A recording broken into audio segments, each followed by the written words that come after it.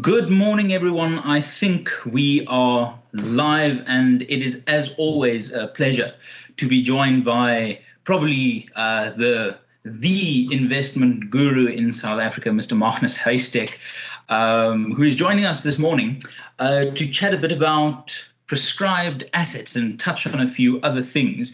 Now, prescribed assets is a thing that the Institute of Race Relations has been keeping an eye on for at least 2 years, and even a bit before that. But for the last 2 years, we've been keeping a very close eye on it, understanding that our government is very much tempted to see where it can get its hands on more money from you, the ordinary citizen.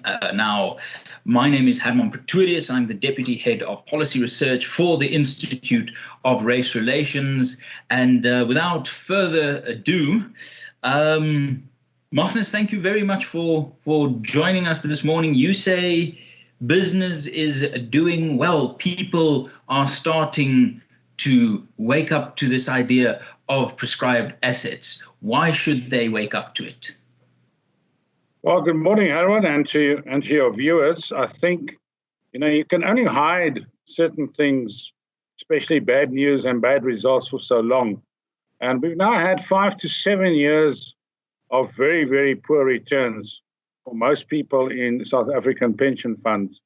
And in fact, I'm battling to find funds that have actually beaten inflation over 5 years, and it's starting to move towards a 7-year period. So people are starting to wake up themselves. They're now asking questions to their trustees and their advisors and saying, "Wat gaan hier aan? I'm not making money."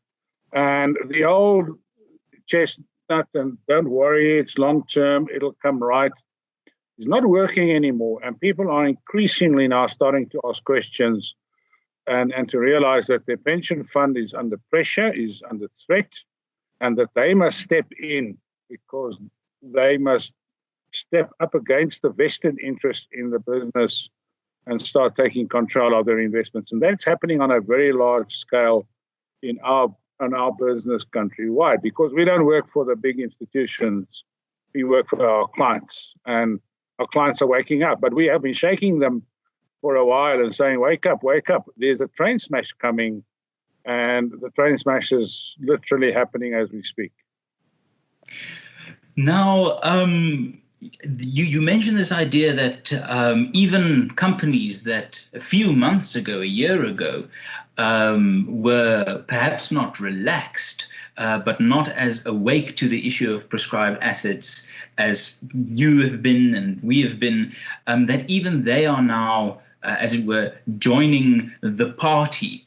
And you mentioned specifically that this morning even you got something from Alan Gray about offshore investments. Is there new leadership going on? Is there a realization that the client, after all, matters? I think the discussion of prescribed assets is part of a bigger discussion, and that is the controls that government already has over your pension fund in terms of Regulation 28 of the Pensions Act, which prescribes where the fund manager and or your advisor may or may not invest your money. And the salient point for many years now has been you're only allowed to invest 30% of your pension in offshore assets, whether equities or bonds or cash or whatever the case might be. The balance has to be invested in South Africa. And as a result of the very dismal performance of the JSE, and you're forced to invest in the JSE, and I don't think many people realize how poor the JSE has done for the last 7 to 10 years. They're now starting to see that, the rest of the world has had a tremendous bull market, especially the United States, NASDAQ, high tech, and we are not part of it. We have been left behind. So that's the first part of the discussion is people are now starting to pressure government to increase the offshore exposure. They've made no noise about that, so I don't think that will happen. So already your returns are being affected very badly. Now comes government, and they made it at the 2017 elective conference. They said we need to look at pension funds, prescribed assets, and they've been obfuscating a little bit in the last couple of weeks and months about, oh, they're not really prescribed assets. We're just having discussions with the pension funds, etc. I don't care what you call it. They have earmarked pension funds as a way to raise cheap capital to fund government-sponsored project, whether it's infrastructure, Eskom, water. And they've quite clearly said it's in order to get cheaper finance. And cheaper finance means lower returns to the investors. So it's part of a bigger discussion. It's Regulation 28, it's offshore investing, and it's also prescribed assets against the background of a stock market in South Africa that has not grown by much. And if you take out 3 or 4 shares, notably Naspers, Prosus, BAT, and BHP Bulletin, our JSE is actually down 30% over 5 years. It's an astounding reflection of how bad the economy is doing and the stock market is doing. And lastly, Herman, I have some numbers which hasn't been published yet. That since Cyril Ramaphosa took over in December 2017, 307 billion rand has left the JSE via the foreigners. They have pulled their money for the last 24 months, one month, that there was a slight positive inflow of money.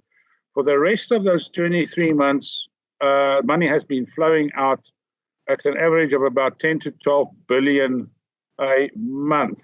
And you nor I have not seen a word of this in the press. We keep on saying, invest for the long term, it's part of the cycle. I'm saying there's a bigger problem here, and we need to discuss that problem and warn people who care to listen. If they don't want to listen, that's fine. But these are the stats. It's not emotion. I'm not saying panic, run for the hills. I'm giving facts, and people must make up their own minds what they want to do with those facts. Now, is South Africa because we've been underperforming the JSE specifically. Now, has this been just compared to your UK, your USA, your Japan, or are we even lagging behind our emerging market competitors, where even those emerging markets are far more attractive for investment than we are? Compared to the developed markets, we stone last. We don't compete against them anymore, and we used to. For more than 100 years, 110 years till 2010, we were, together with Australia and the US, one of the top 3 investment destinations in the world, believe it or not. But since 2010, that has changed dramatically. And we were also, of course, the top choice amongst the emerging markets. But that has also changed. We are lagging very far behind over the last 10 years, 5 years, mainly as a result of our underperformance, and also China has been outperforming everything else in the emerging market space. And with the result that against emerging markets, we are a very bad laggard. And that is why pension fund managers are saying, and I speak to them from time to time in London, they're saying if we have a choice to make between South Africa and Malaysia, or South Africa and Philippines, it's not South Africa, it's the other countries. And that is a great deal of worry to South African investors. Now, this surely the government should understand that, or they do understand, I think, that just as your international investor has perhaps the opportunity to move assets to Malaysia or overseas, South Africans locally have currently, at least, some of that same ability. And now we start seeing, picking up from Treasury side, this idea that immigrating South Africans will not have access to their pension funds overseas for at least 3 years. Now, do you think that betrays a kind of panic that the ANC knows it has made South Africa such an awful place to put your finances that they are now trying to shut the doors so that money and capital can't go over the border? I'm sure National Treasury and other government institutions are aware of the great number of people of all races who are considering immigrating either financially or themselves and setting up businesses elsewhere in the world. And it's part of an attempt to control money, to control the flow of money. The decision came with absolutely no negotiation or warning or discussion papers. It was just announced, I think 28th of July, boom, there you have it. If you are going to immigrate and you have money in a pension fund, you have to wait 3 years and prove that you've been out of the country for 3 years before you can have access to your money. And that is, of course, caused all kinds of ripples. So who says they can't change that 3 years to 5 years, to 10 years?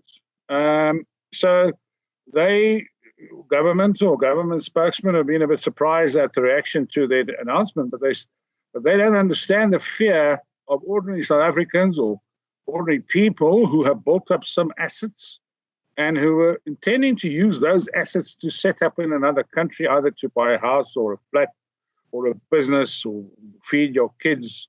And you have a government that suddenly decides, without consultation, you can't take your money out for 3 years.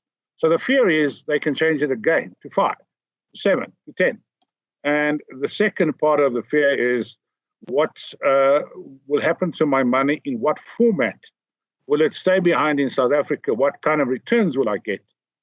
And if you're in a hard currency country and your money's in a soft currency country, your danger is the rand goes from 7 by the time you immigrate, and you're poor. You become impoverished. So this is all part of the debate that's going on amongst people about the control of money, and hence the discussion that we're having today. We need to have these discussions, but and there's a great deal of cynicism about government and what they say and what they eventually do. So there's a bit of panic, and that's why a great deal of money is flowing out of the country as a preemptive planning stage, because you don't know when government will change its mind. Now, to pick up on that point of cynicism, Enoch Godongwana, I think, excuse me, last week made the point saying that no, they are reconsidering prescribed assets, and we've heard from government side that prescribed assets will be voluntary. Now that's a contradiction in terms. It's like a married bachelor. So the idea of voluntary prescribed assets, but then we also get this notion that no, government, these funds will be invested wisely. Now, do you think anyone believes the government's rhetoric around this issue, saying no need to be worried, these will be either sensible investments or they will be voluntary, but then in parentheses, until they are no longer voluntary? Do you or anyone really take these kind of qualifications attempts seriously? No, I personally don't. I can't speak for anybody else, but I don't. And the people that I speak to in the investment business doesn't take it seriously, because government has a proven track record over 20 years, and that came out a week or two ago, that our state-owned enterprises have been running deficits for the last 20 years to the tune of 200 billion rand. First time he's admitted that, the Minister of Finance. So we have virtually all our state-owned enterprises are making massive losses. So where's the track record that you can come to the private sector and say, invest in one of our schemes, which will give you a market-related return? And that's absurd to suggest that you're going to trust the government. It's like an investment scheme. He keeps on losing your money, and he comes back year after year and he says, Hermann, this year we're going to make money. Forget about the loss you made last year, and it just rolls over from year to year to year. So there's an enormous amount of skepticism. People like Andrew Cantor from Future Growth has said they already invested in many government schemes, but they're no bankable projects. And what he means by bankable project is a project that makes a return and is controlled by good boards, and there's governance. And this applies to foreign investors, it applies to local investors. So the world is looking at this and saying, but there's nothing to invest in because we don't trust government. The minute they put their people in their catered deployment, the money flows out the back door as quickly as it comes in through the front door. So, I won't put money in it for my clients. They pay me to make the money. So why would pension funds do it? That's where the government power comes in. They will negotiate and voluntarily, get agreement. But the proviso was very interesting. There was a MoneyWeb interview with Enoch Godongwana where he said, almost as an afterthought, if you don't get enough support from the private sector, then that is when they will introduce legislation. Now, there's a clear warning to the market. You either listen to what we do or tell you to do, or we will force you to do it. Now, we'll just have to simply wait and see how this pans out. And if you now combine this with what's happened the last year in this country, I mean, our finances are absolutely gutted. There's nothing in the kitty. I mean, we've already spent the $1 billion we got from the IMF and from the New Development Bank.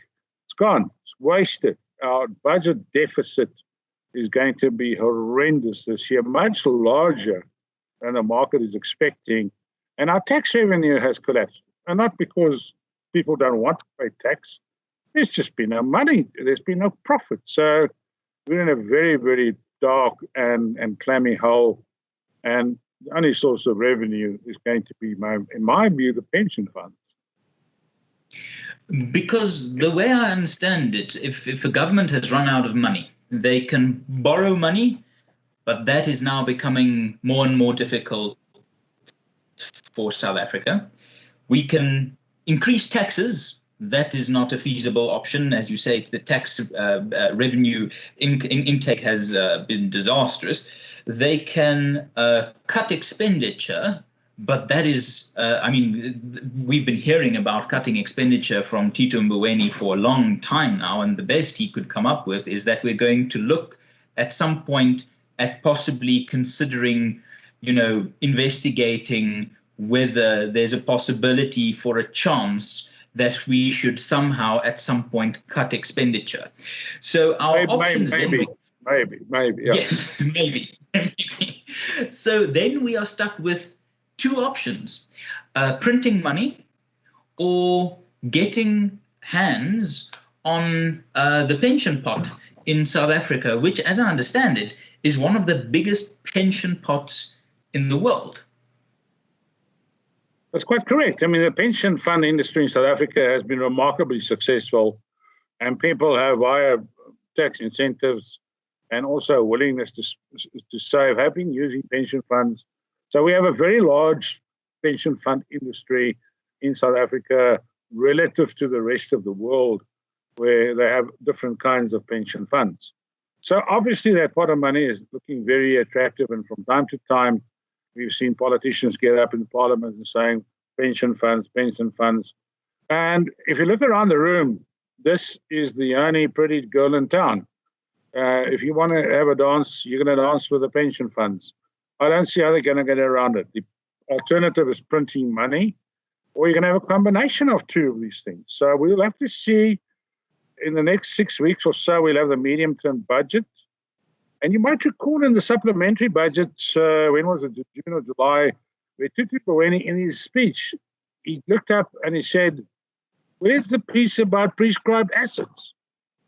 He was honest enough to look up to the camera and he asked someone in the room, remember it was on a Zoom, he said, where's the piece about prescribed assets? And someone mumbled in the background, oh, they're not finished with it yet. So, that was just a little giveaway that prescribed assets was going to be discussed. It was pulled at the last minute. He was quite upset that he wasn't told about it. So we're going to see in the next 6 weeks or so an announcement of a kind, or if not now, definitely in the main budget in February 2021. Because government finances is in a shambles at the moment. Tax revenue is much worse than we thought. I know Kiswetter was talking about 300 billion shortfall. But based on yesterday's number on the GDP shrinkage, I would suggest we're closer to 350, maybe 400 billion gone. And government can only blame itself for the way they handled this pandemic. They destroy the economy to save some lives of elderly people who were sick in any case. And they're proud of the fact that they were doing. They said, we've been very successful in this, but they've destroyed the economy, which is going to have very, very serious long-term implications. So I think you touch on why this is now such an important issue and why the Institute of Race Relations, we have really started to seek to apply pressure to corporate South Africa to come out and say, you've entrusted us with your money, we will stand up for your interests. And we saw a very similar thing with expropriation without compensation early in the year when we asked the banks, are you going to expect someone to pay off debts on a property that had been expropriated? And the answers always come back from the big actors in corporate South Africa. Yeah, no, speak to someone else. So if we have this problem, we have this challenge, do you think the big corporate actors have stepped up to the table enough to either inform their clients of the risks of prescribed assets, or stepped up enough in the interest of their clients to say to the government, to Treasury, guys, this is a terrible idea? Look, I think that from time to time, they made statements. Leon Comfort from ASISA has come out against it, but I don't think that the industry itself has done enough and warned people and been vocal about it. That's, they do, their existence in many respects is reliant on the tax incentives that they get from government.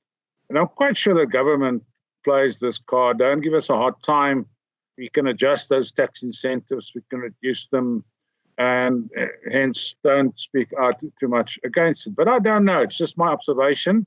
And being such a cynical guy that I am, I tend to expect the worst. But it's surprisingly how little, and this is where the IRR is playing such a valuable role. The media, the mainstream media, has been absolutely deathly quiet. Very little discussion about this, with the exception of maybe the Business Day, Business Live. The other financial media, websites, publications have been remarkably coy about this, not wanting to stir the pot too much, and one questions why. And we need to question this. We need to ask probing questions, just because if they get away with it, they might turn around and say, well, nobody objected. We're doing what the people want. You can easily mobilize a couple of factions in politics and outside politics, on the periphery of politics, to support prescribed assets, and you'll get them. The people will come out and make statements supporting government because it means more money that flows into the troughs. But the media has been remarkably quiet about this, and quite frequently I read reports in very major newspapers talking about retirement and retirement contributions, and the only advice is just, well, you don't have enough money in your retirement pot, Hermann, put more in. I find that ludicrous. It's just absolutely bizarre. Now, the personal finances and the economy go so closely together that why do you think South Africa has become such an unattractive haven for investment, having this detrimental effect on people who have their finances here? What happened? You can have an hour-long discussion about this, or you can summarize it very briefly. You're going to get to the same conclusion, in my view. And it starts not with the investment world. It starts with law and order.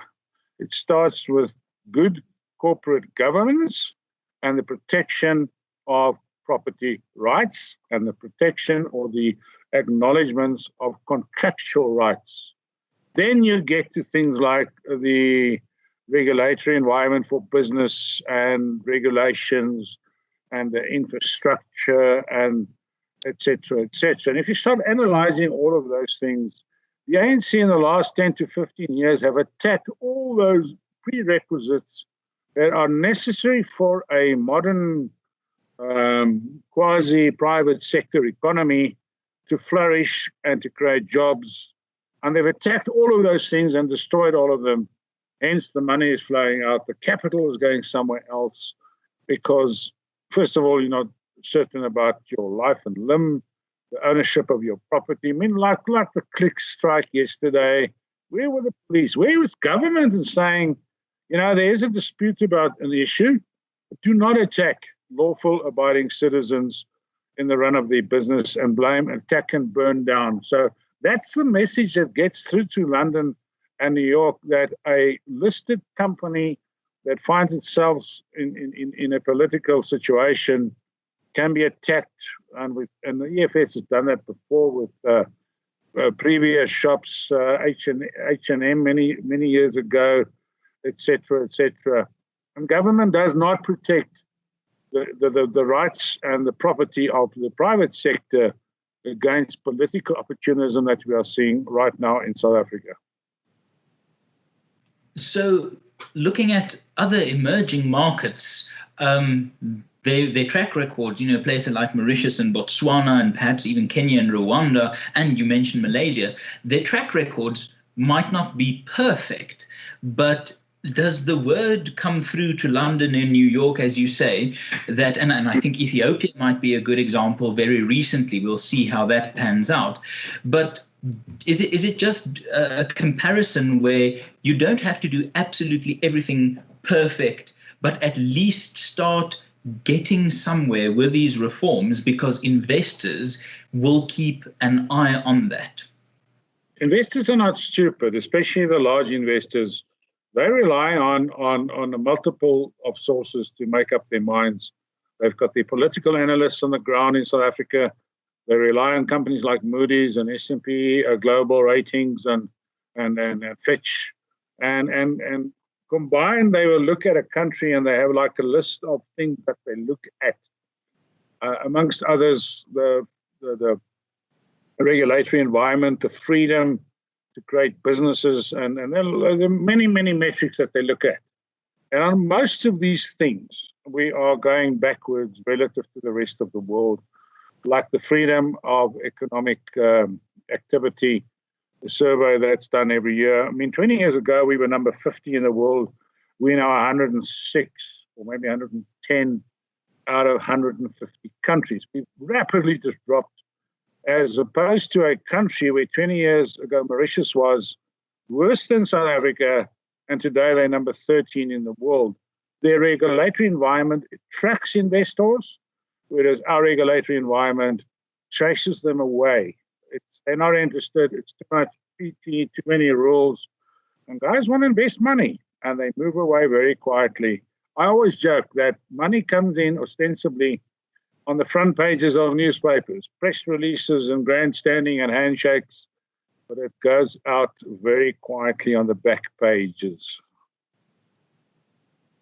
That's a brilliant way of looking at it. But in South Africa, it comes in on the front page, but it leaves on the cartoon, because if you look it goes out via the obituary columns. Yeah, and if we want to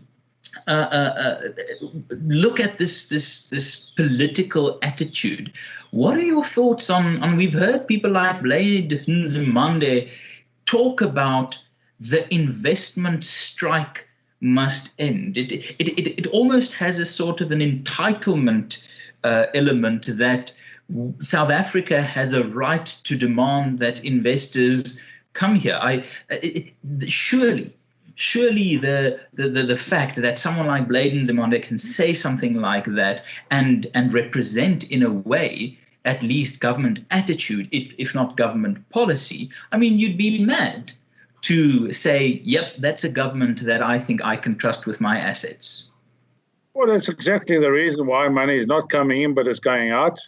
There is an attitude, as you say, of the entitlement.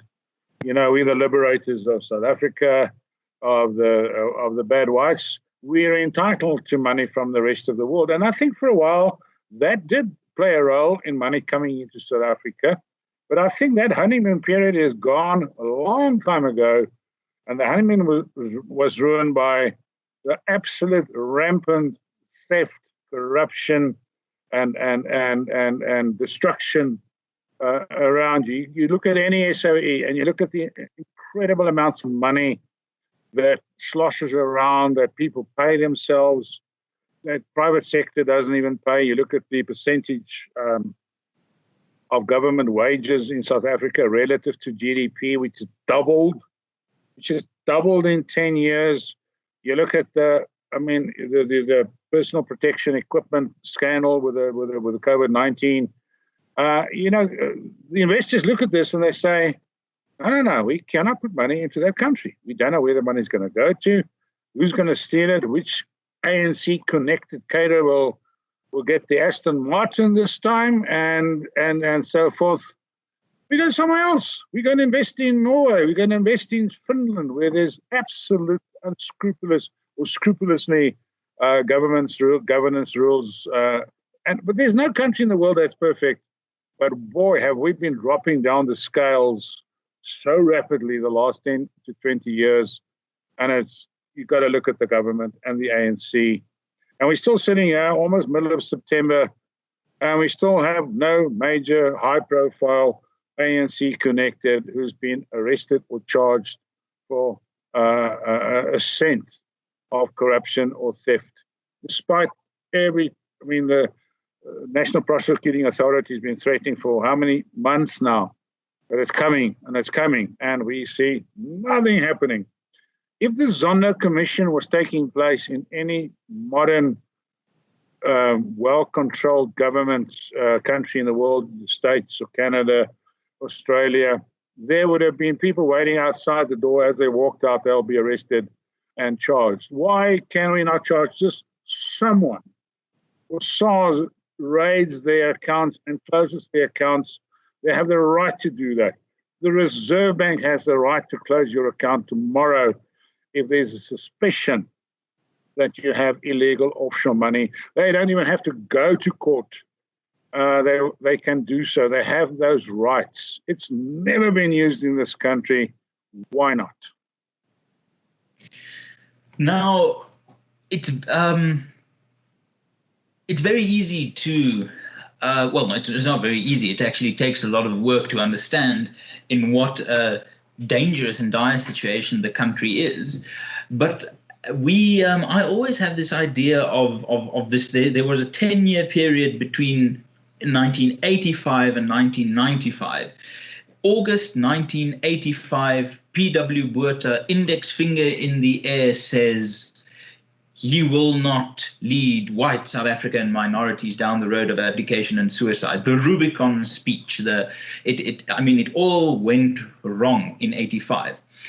And 10 years later, we have Mr. Mandela walking onto the pitch at Ellis Park and 40,000 white people chanting his name as their president. And then from 95 to roughly 2006-07, we did see some positive economic things happening. Sure, the commodity circumstances globally sure helped us a lot, but it's not like we've never come close to the form of success that would see money either stay or come back or flow in from new sources. It's not completely unfamiliar to us, right?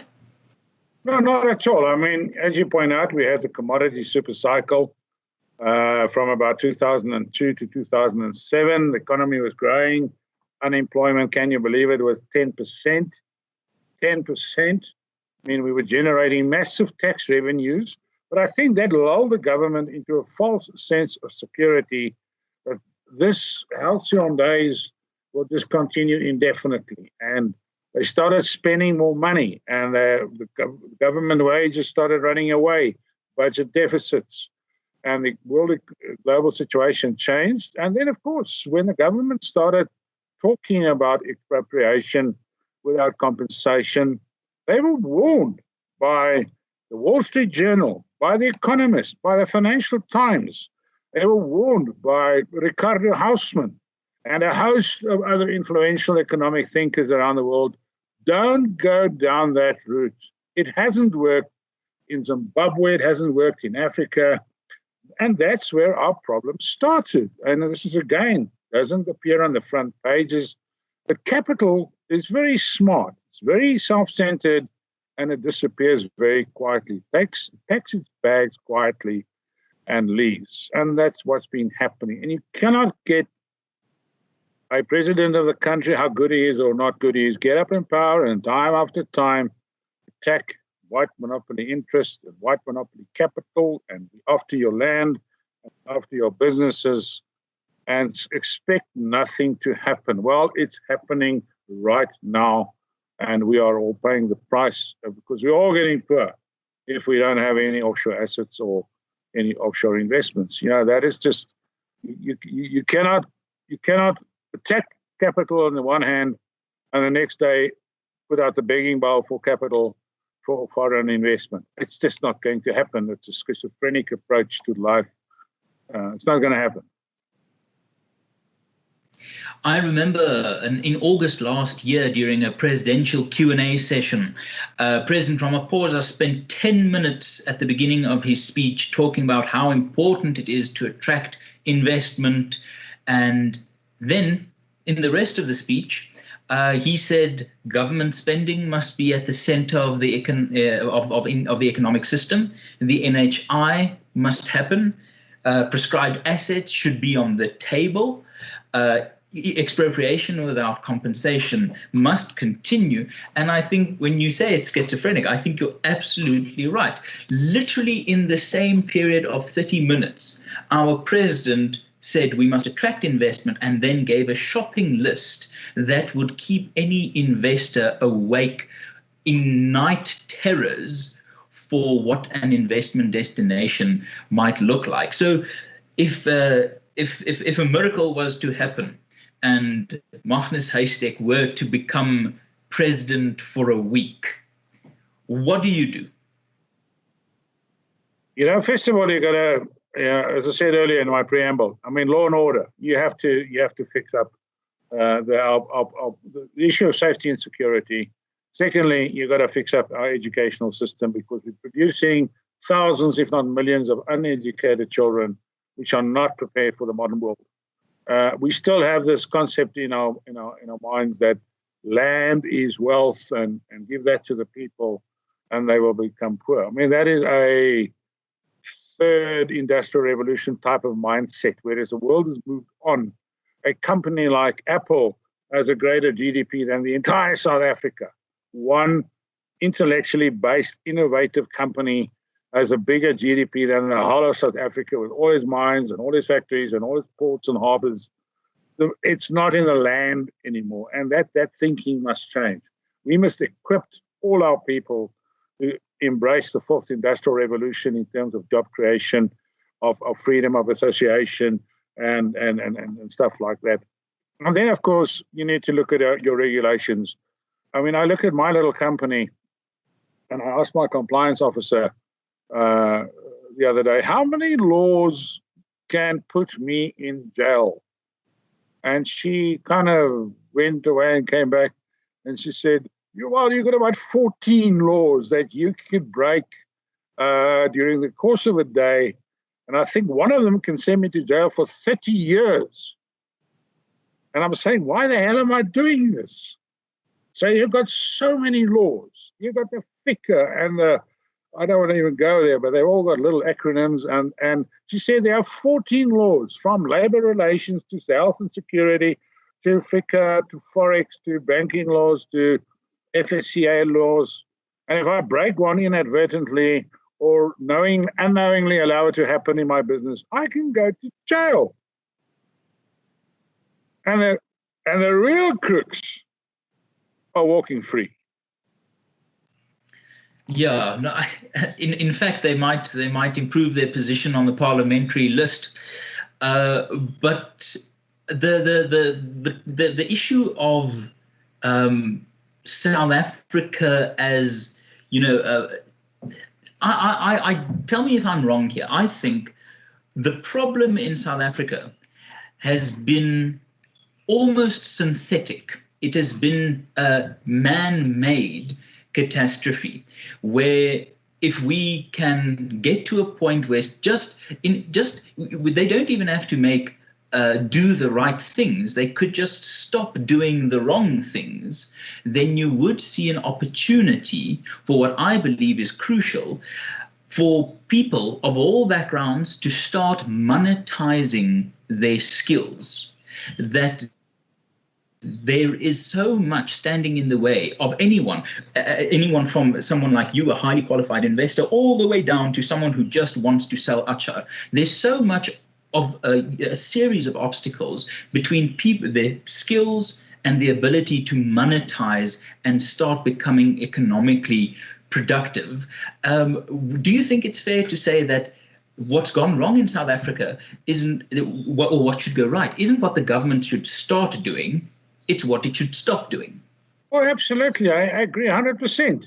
Government believes it's the center of the universe, and that everything starts and ends with what they do, what they decide, and hence the centralist, statist approach to the developmental state.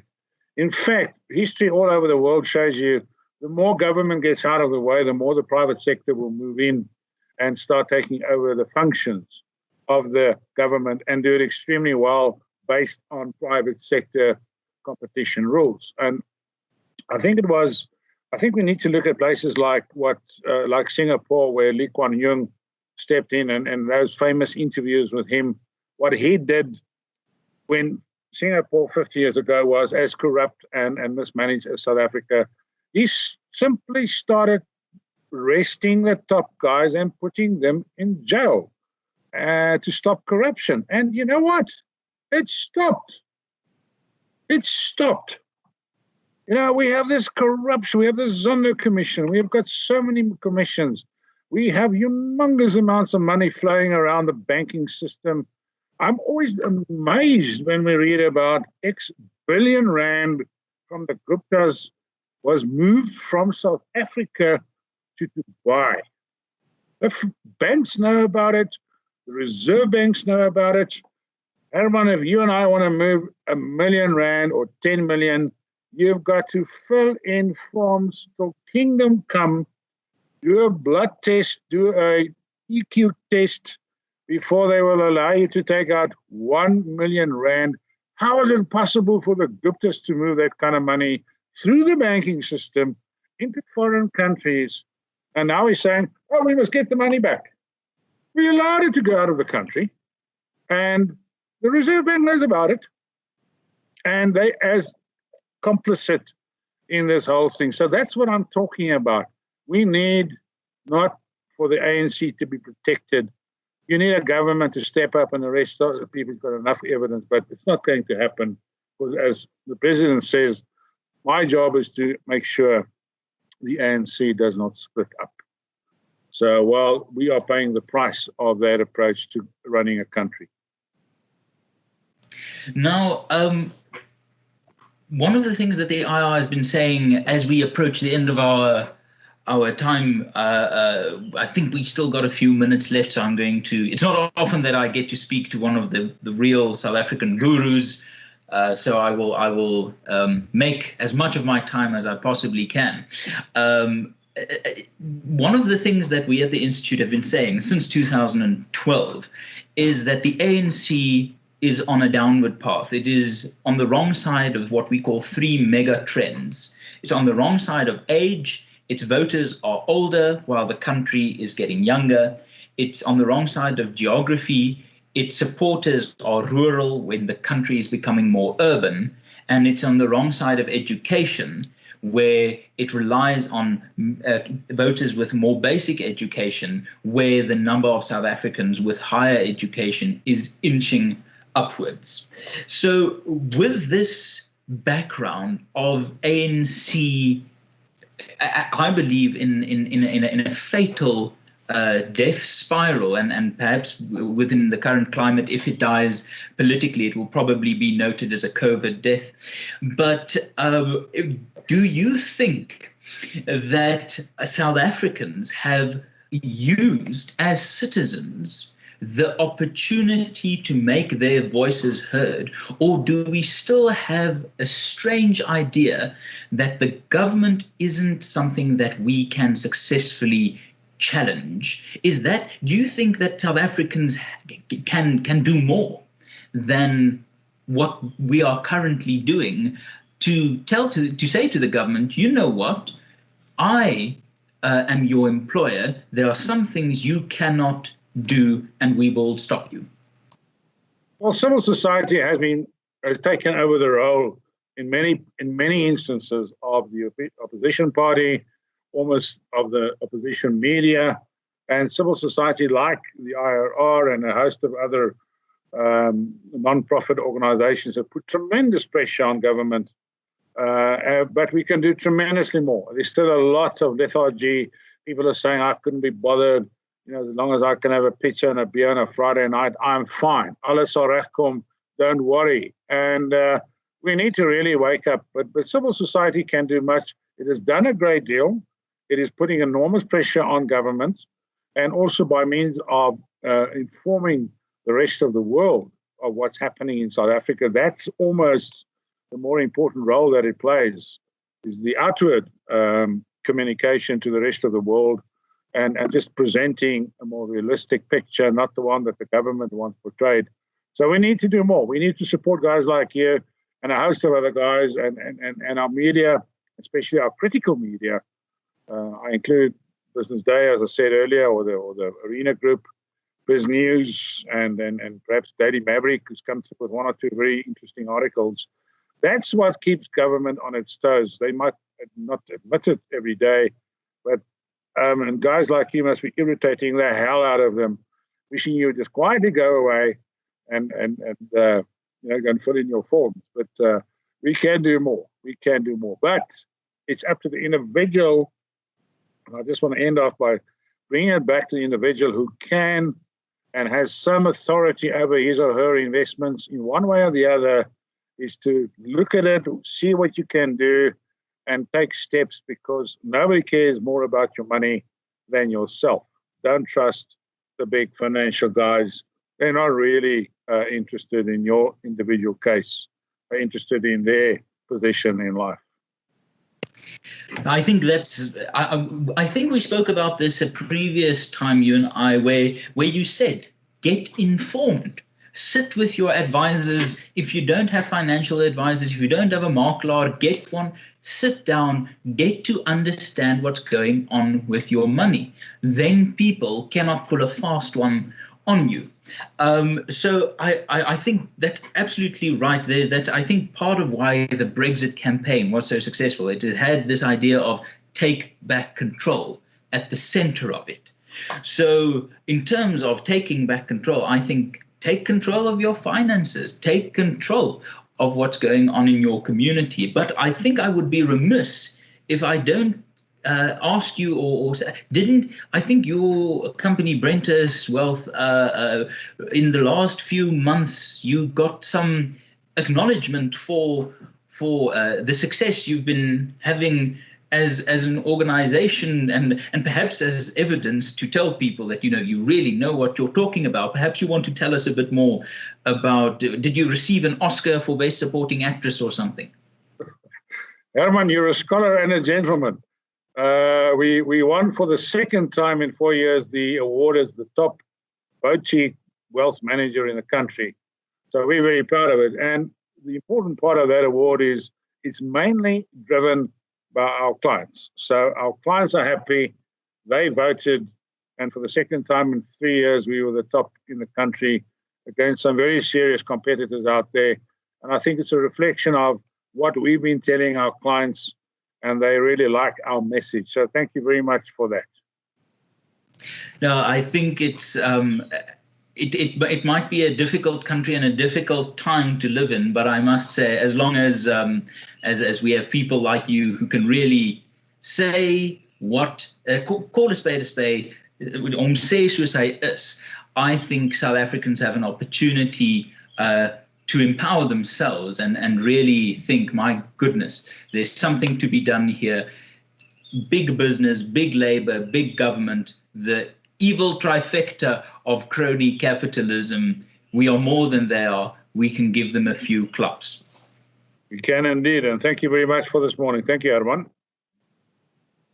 Magnus, thank you so much. It has been a pleasure as always. I said to Magnus that we will be taking 40 minutes of his time, and I've taken over 50. And based on Magnus's performance, I think I have just lost someone a lot of money in the last 11 minutes. But because those 11 minutes might have been spent brilliantly, but I think it was spent very, very well, getting the message out there that people need to understand. If you don't understand, you can't prepare. If you can't prepare, everything will catch you off guard. Magnus, thank you very, very much for your time. We hope to speak to you again very, very soon. And please keep doing what you're doing. It is fantastic to have the bouldering voice of Magnus Heystek out there making the arguments that need to be made. Thank you. Thank you, Hermann.